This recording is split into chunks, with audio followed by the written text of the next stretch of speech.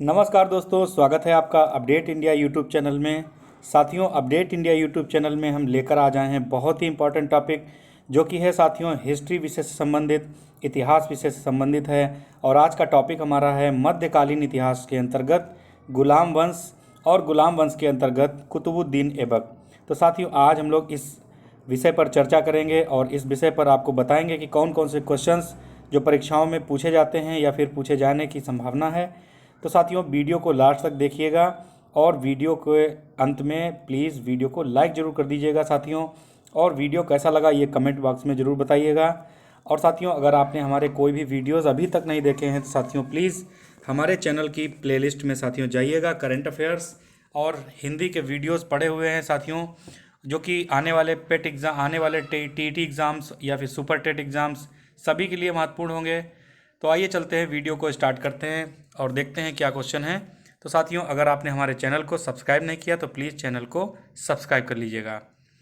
तो आगे बढ़ते हैं साथियों। तो साथियों, दिल्ली सल्तनत, जिसे हम लोग 1206 से लेकर 1290 तक के कार्यकाल के रूप में हम लोग जानते हैं, और दिल्ली सल्तनत जो कि गुलाम वंश का एक बहुत ही प्रमुख सल्तनत रहा है। और साथियों बता दें आपको कि जो गुलाम वंश है, इस गुलाम वंश को हम लोग कई नामों से जानते हैं, जैसे कि ममलूक वंश या फिर दास वंश। साथियों, ममलूक वंश या फिर दास वंश ये गुलाम वंश के अन्य नाम हैं। और साथियों बता दें आपको कि गुलाम वंश के जो संस्थापक रहे हैं वे हैं कुतुबुद्दीन ऐबक। साथियों, कुतुबुद्दीन ऐबक जो कि गुलाम वंश के संस्थापक माने जाते हैं। सभी तुर्क विभिन्न जनजातियों के साथियों थे, यानी कि जितने भी तुर्क उस समय के हुआ करते थे वे अलग अलग जातियों के रहा करते थे, जिनमें से प्रारंभिक तुर्क सुल्तान या फिर दिल्ली के ममलूक सुल्तान कहलाते थे। तो साथियों, आपने देखा कि प्रारंभिक तुर्क जो होते थे उनको सुल्तान कहा जाता था, या फिर दिल्ली के ममलूकों को भी सुल्तान कहा जाता था। तो इस तरीके से साथियों ये गुलाम वंश की हम लोग चर्चा करेंगे, जिसका कार्यकाल 1206 से लेकर के 1290 तक है, जिनमें कुतुबुद्दीन ऐबक प्रारंभिक तुर्क सुल्तान था। साथियों, ये गुलाम वंश का पहला शासक था। साथियों, गुलाम वंश का प्रथम शासक। और जो गुलाम वंश का प्रथम शासक रहा है कुतुबुद्दीन ऐबक, इसका जो कार्यकाल है वो है 1206 से लेकर के 1210 तक। तो साथियों 1206 से लेकर 1290 जो पूरा कार्यकाल है दिल्ली सल्तनत का, उसमें से कुतुबुद्दीन ऐबक का जो कार्यकाल है वो है 1206 से लेकर 1210 तक।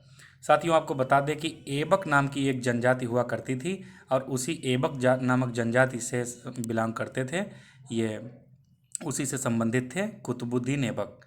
साथियों, इनका एक उपनाम भी था कुरान ख्वां, ये इनका उपनाम भी है। ये कि बहुत इंपॉर्टेंट क्वेश्चन है, कुरान ख्वां ये साथियों इनका एक उपनाम भी रहा है।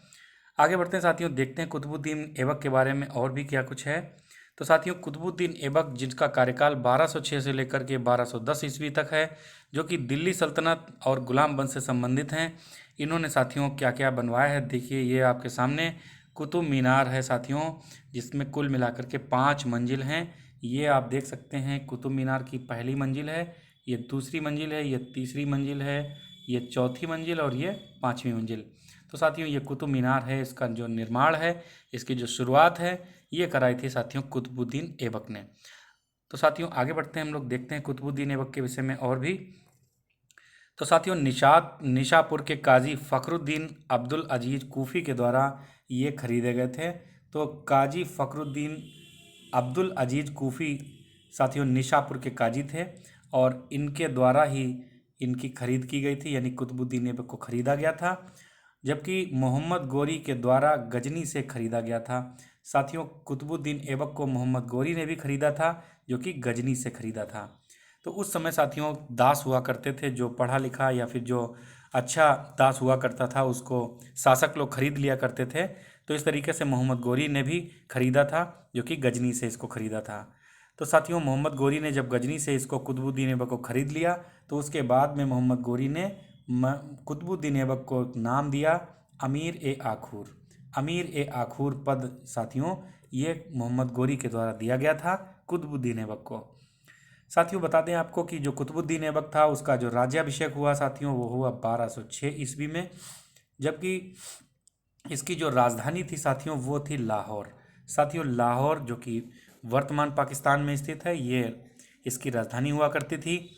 और कुतुबुद्दीन ऐबक ने जो उपाधियां धारण की थी उनमें से पहली उपाधि है मलिक साथियों, मलिक, और दूसरी है सिपह सलार। सिपह सलार भी इसकी उपाधि है साथियों। और जबकि एक बहुत ही इंपॉर्टेंट खास क्वेश्चन है कि कुतुबुद्दीन ऐबक ने कभी भी सुल्तान की कोई भी उपाधि धारण नहीं की थी। साथियों, सुल्तान की उपाधि कभी भी धारण इसने नहीं की थी, क्योंकि सुल्तान जो उपाधि धारण करने वाले लोग होते थे वे बहुत ही प्रभावशाली व्यक्ति होते थे, इसीलिए इसने कभी भी उपाधि धारण नहीं की थी। और साथियों, इसका एक विशेषता है जो कि इसका उपनाम था लाख बख्श। साथियों, लाखों का दान करने के कारण ये जाना जाता है। ये बहुत ही दयालु प्रवृत्ति का व्यक्ति था और समय समय पर दान दिया करता था, और लाखों का दान देने के कारण इसका उपनाम पड़ गया था लाख बख्श। आगे साथियों देखते हैं कुतुबुद्दीन ऐबक के द्वारा स्थापत्य अभिरुचियाँ क्या क्या हैं। तो साथियों, ये स्थापत्य अभिरुचि का बहुत ही शौकीन था। इसके अंदर स्थापत्य कला की अभिरुचि थी और ये साथियों इमारतों के निर्माण में काफ़ी रुचि लेता था। तो इसने मुख्य रूप से दिल्ली में जो इमारतें बनवाई हैं उनको हम लोग देख लेते हैं। तो दिल्ली की पहली साथियों इमारत है कुव्वत उल इस्लाम मस्जिद। साथियों, कुव्वत उल इस्लाम मस्जिद ये बनाई थी साथियों कुतुबुद्दीन ऐबक के द्वारा बनवाई गई थी।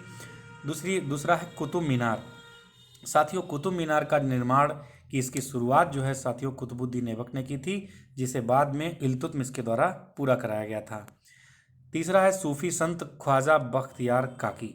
साथियों, ख्वाजा बख्तियार काकी के नाम पर उनकी स्मृति में साथियों इसने कुव्वत उल इस्लाम मस्जिद का निर्माण कराया था। आगे बढ़ते हैं साथियों, इल्तुतमिश। साथियों, इसके बाद में जो शासक आए हैं उनका नाम है इल्तुतमिश, और उसके बाद आया है साथियों फिरोज शाह तुगलक। आगे बढ़ते हैं साथियों, कुतुबुद्दीन ऐबक के द्वारा अजमेर में साथियों एक इमारत बनवाई गई थी, बहुत ही इंपॉर्टेंट बनवाई गई थी। इसका नाम है अढ़ाई दिन का झोपड़ा मस्जिद। अढ़ाई दिन का झोपड़ा मस्जिद ये अजमेर में बनाई गई थी और ये कुतुबुद्दीन ऐबक के द्वारा बनवाई गई थी। साथियों, कुव्वत उल इस्लाम मस्जिद जो कि दिल्ली में बनी हुई है, आप लोग देख सकते हैं, ये है कुव्वत उल इस्लाम मस्जिद नई दिल्ली। इसका जो ये स्ट्रक्चर है तो ये साथियों आप देख सकते हैं कुव्वत उल इस्लाम मस्जिद जो कि नई दिल्ली में है और ये बनवाई गई थी कुतुबुद्दीन ऐबक के द्वारा। तो साथियों आगे बढ़ते हैं, देखते हैं कुतुब मीनार के बारे में। कुतुब मीनार जो कि नई दिल्ली में साथियों है, हमने आपको बताया ये है, देखिए कुतुब मीनार का पूरा स्ट्रक्चर, और इसमें कुल मिलाकर के 5 मंजिल साथियों हमने आपको पहले ही बताया है। ये 5 मंजिला एक इमारत है जिसकी शुरुआत जो है ये कुतुबुद्दीन ऐबक के द्वारा कराई गई थी, लेकिन बाद में इसको इल्तुतमिश के द्वारा पूरा कराया गया था। तो साथियों ये है कुतुब मीनार। आगे बढ़ते हैं साथियों, देखते हैं कुतुबुद्दीन ऐबक के जो इनका जो संरक्षण था वो किसके पास था। तो साथियों कुतुबुद्दीन ऐबक जो है ये हसन निजामी के संरक्षण में थे, हसन निजामी। और साथियों कुतुबुद्दीन ऐबक की जो मृत्यु हुई थी वो हुई थी 1210 ईस्वी में, जबकि इनका मकबरा है लाहौर में। तो साथियों आज हम कुतुबुद्दीन ऐबक के बारे में जो भी फैक्ट इम्पोर्टेंट थे साथियों वो हम लेकर के आए हैं। आने वाले एग्ज़ाम्स में ये क्वेश्चंस पूछे जाते हैं वन लाइनर के रूप में। तो साथियों वीडियो कैसा लगा आप लोग कमेंट में ज़रूर बताइएगा। और साथियों इसके बाद में हम आपको बताएंगे इल्तुतमिश के बारे में। साथियों जो नेक्स्ट क्लास हमारा होगा वो होगा इल्तुतमिश। साथियों हमने इसको ज़्यादा डिटेल से नहीं बताया है, जो बहुत ही इंपॉर्टेंट क्वेश्चंस हो सकते हैं वही क्वेश्चन साथियों इस वीडियो में हम लेकर के आए हैं। तो साथियों बने रहिएगा हमारे यूट्यूब चैनल पर, और प्लीज़ चैनल को यदि सब्सक्राइब नहीं किया है तो प्लीज़ चैनल सब्सक्राइब कर लीजिएगा। मिलते हैं साथियों जल्द ही नए वीडियो में, तब तक के लिए नमस्कार, थैंक यू।